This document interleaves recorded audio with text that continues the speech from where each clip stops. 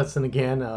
This one is for manipulating anything, text, video, any media, except for audio. Audio won't matter regarding our transform because that will have to be designed with, let's say, like surround sound, where you are positioning audio at a particular location. Okay, so we're looking at here stacks of videos 1 to 5, and just to kind of explain to you that you can only see video that is at the very top. Okay, the highest layer is what you'll see. We're still seeing this video. As soon as this one video ends, it will then show what's ever showing underneath it. It won't show this one because it's too short, so it will show what's in here. Okay, and it has a little bit of fade, so let me get rid of that so you see it kind of. All right, so that's how it kind of works. And with text, again, you pile those things on top and you're going to have to kind of arrange them. So this lesson is how do we position things using the transform in the inspector. I'm going to turn off inspector so we can see everything in here by itself first. I'm going to turn off effects library also, since we don't need that, and media pool as well. So we're just seeing this as big as we can. Okay, and let's just kind of put a few videos here. All right, just going to put this 3 videos kind of like so. Okay, and we got about close to 8 seconds right there. 8 seconds total in the time code. All right, so what we're going to do here is look at videos in the inspector and what we can do with them. Okay, I'm also going to lower this a little bit so I get a little bit more of a proper aspect ratio on the screen right here. And I'm going to click here, fit, so it maximizes it. You can always scroll with your mouse if you want to zoom in. All right, I'm going to click fit. Okay, so I'm going to double click any of this video clip. It will turn on the inspector, or I will force the inspector by clicking here. All right, let's take a look at the first video. Okay, so the first video, nothing much to do here. Dynamic zoom is off, I think, because this is for the paid version, if I'm not mistaken, but let's turn that off for now. Anyway, we have here first the opacity, where you do your compositing or your composite mode, normal, and then there's several here. Let's not worry about those right now, but let's talk about the opacity. Okay, and you can have opacity setting for any media type other than, of course, sound, because that's dedicated to the sound volume for our last lesson. All right, so when you mess with the opacity here, 100% means you're seeing it solid, and then here it doesn't look like it's it's opaque or transparent, simply because we have nothing below it than black, and it's just simply turning to black. However, if we grab this video clip, put it on top of, let's say, this video here, let me add a little bit more color on this one so that we could actually see it better. Okay, so let's say, actually, I'm sorry, click and do. I just want the video, I don't want any audio. All right, I'm going to put this on top. So when we change the opacity for this, then you will see this one. And this is not animated, so it's not like a fade, okay? It will just show you both of them at the same time at half opacity. You want to show this video more than the back right there at the bottom, then you would put the opacity a little bit higher. You change it to 100, then becomes solid. So that's how you change that. How do you do the fade and kind of whatnot? Well, that's a fader right here. So if I go in here, that's the same thing, but it's a ramped up, or similar to a single cross fade. Okay, it will just show that kind of like your typical one crossfade effect transition. All right, so the first thing you see here is the composite for opacity. Next is transform.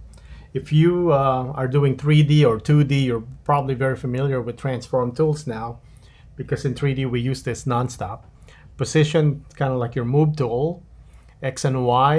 X, if I drag the slider right here, it moves my video X and X position, like a left and right position. Okay, I can go here and type in 0 to move it back to the way it was. Y, up and down position. Okay, Zoom, it's linked. You see this like a little chain. That means regardless what I do with X, Y will follow, right? So it won't stretch. So if I go here and change this one to, let's say, 0.5, which is half, since they're linked together, you can see right there, it shrunk to that position, okay, to that size, sorry. So if I want to move this, kind of like picture in picture, so I gotta move it to the X right there, and then move it to the Y. All right, and you can turn on title safe and whatnot if you want to on your screen, but we don't need to. You know, just kind of eyeball the border for now. You don't want this kind of getting too close to the top and whatnot, so you're giving it like an equal border right here. Okay. All right, so that's one way to kind of do a picture-in-picture effect. Okay, so you can change the zoom. All right, but what if you want to stretch it? So you can unlink the chain, then you can have a stretch video since they're no longer linked. But once you turn that on, okay, it will take over, lock them again, but never the same. But that's easy enough by unlocking it again and then just kind of copying that value right there. So 0.320, then re-link it back. Then you have a one-to-one zoom. Okay, position X and Y, rotation self-explanatory. It's just how you rotate your video. Okay, you can have an anchor point change so that it doesn't always rotate at the center. Let's say you want your anchor point to be over here, then you can change that, and it will then manipulate it based on that kind of rotation. So you can see here it moved to the right. Okay, and if I want to move it to the bottom, then when I do my rotation, it looks like it's a clapper right there. Okay, so it's no longer centered. So I'm just going to change this back to 0, rotation back to 0. You can also click on reset right here. Okay, all these buttons right here will reset it, then you'll get the default value, which is 0. Okay, you have your pitch and yaw. Okay, so that's how you kind of skew it. All right, so if you've always wondered how you make the Star Wars text, now you know. Okay, so because you can have the text, well, let's position this, pretend this is the text for Star Wars. All right, and you can just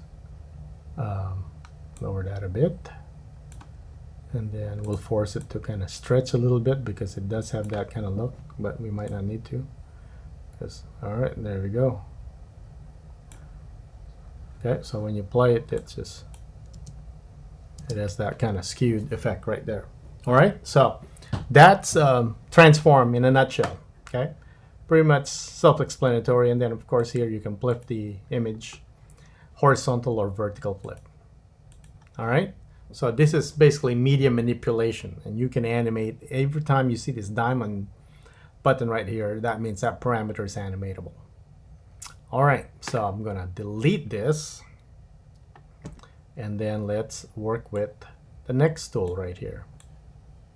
Okay, I'm just gonna trim this video here so it's just as short as the first video. I'm gonna put this in the middle right here, and then I'm gonna trim all this so that they're all the same length. Our videos are pre-edited, so they're pretty short. So, all right.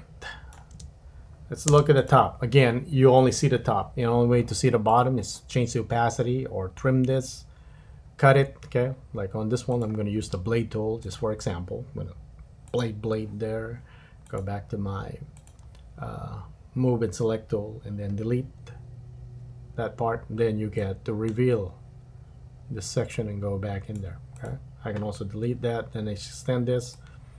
I get all the videos back. Okay, you can never delete any videos here because it's just a reference link to the original. Okay, so now next stage, cropping.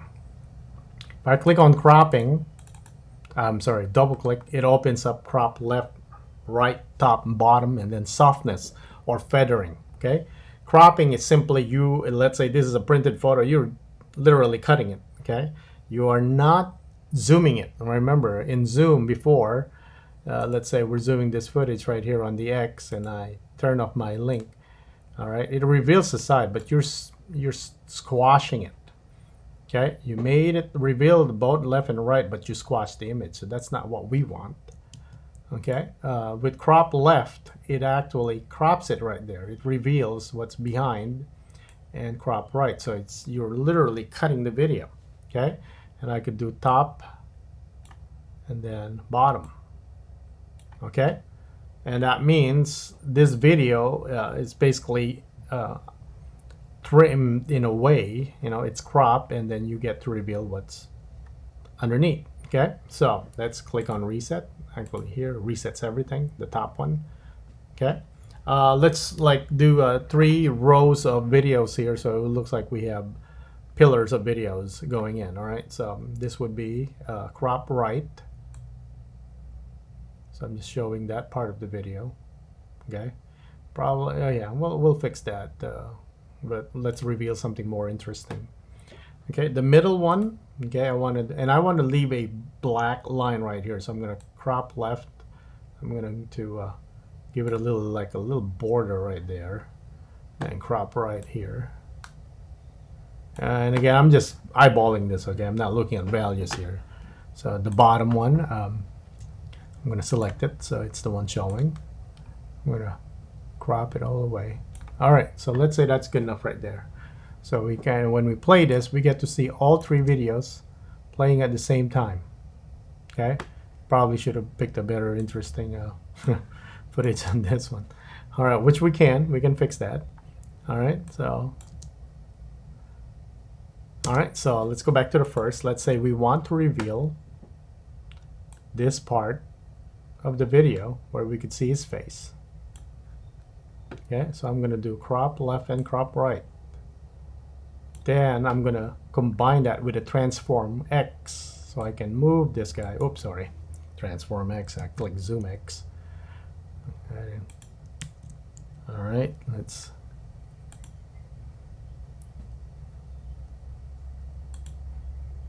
put that back to 1. All right, there you go. And then I'm at transform X. Okay, position X, I'm going to drag that in there. And then reveal a little bit more of the crop right.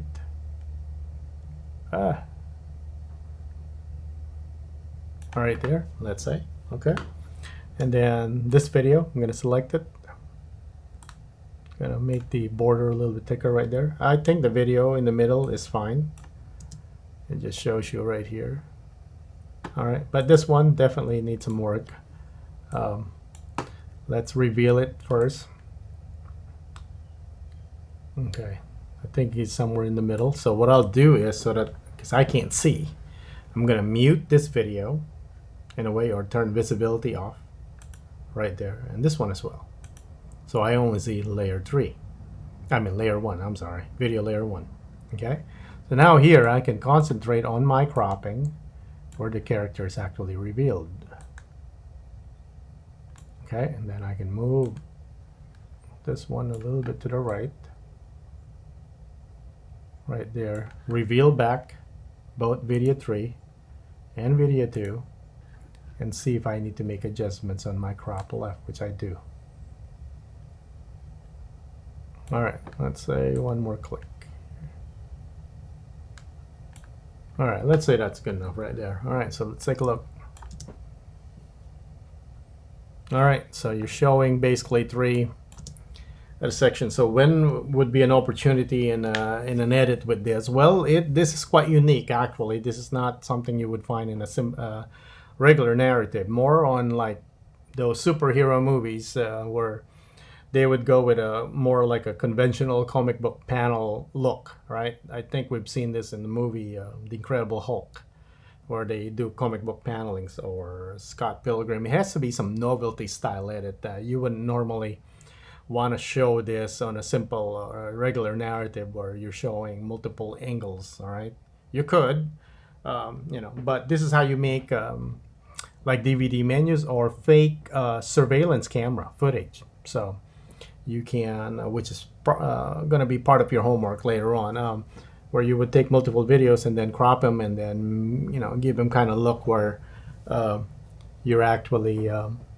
looking at a surveillance camera. Okay, so you're just using crop and position.